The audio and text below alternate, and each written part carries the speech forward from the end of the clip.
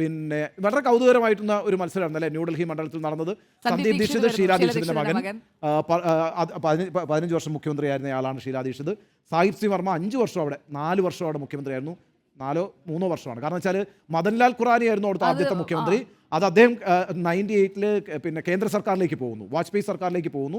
ആ സമയത്ത് സാഹിബ് സിംഗ് വർമ്മയാണ് വരുന്നത്. സാഹിബ് സിംഗ് വർമ്മ വന്നതിന് ശേഷം അദ്ദേഹത്തെ കൊണ്ട് പിന്നെ ഡൽഹി തിരിച്ചു പിടിക്കാൻ കഴിയില്ല എന്ന് മനസ്സിലാക്കുന്ന BJP സുഷമ സ്വരാജിനെ തന്നെ ഇറക്കുന്നു. ആർക്കെതിരെ? ഷീലാ ദീക്ഷിതിനെതിരെ സുഷമ സ്വരാജ്. തീവാർന്ന പോരാട്ടമായിരുന്നു. ഞാൻ ആ തെരഞ്ഞെടുപ്പ് റിപ്പോർട്ട് ചെയ്തിട്ടുണ്ട്. അവിടെ മുതൽ ഷീലാ ദീക്ഷിതിൻ്റെ ഒരു തേരോട്ടമാണ് നമ്മൾ കാണുന്നത്. 15 വർഷം അവർ ഭരിക്കുന്നു. രാജ്യത്ത് തന്നെ ഏറ്റവും കൂടുതൽ കാലം മുഖ്യമന്ത്രിയായിരുന്ന വനിതാ നേതാവാണ് ഷീലാ ദീക്ഷിത്.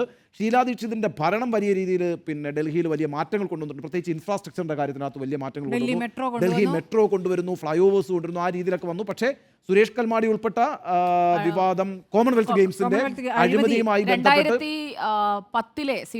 അതെ ആ വിവാദത്തിലാണ് 2013-ൽ നിശേഷമാക്കപ്പെടുന്നു കോൺഗ്രസ്. പിന്നെ അവിടുന്ന് ആം ആദ്മി പാർട്ടിയുടെ ഉദയമാണ്.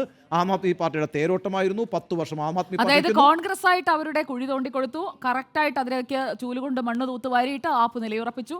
ഇപ്പോൾ ആ ചൂലിന്റെ കെട്ടഴിച്ചു വിട്ട് BJP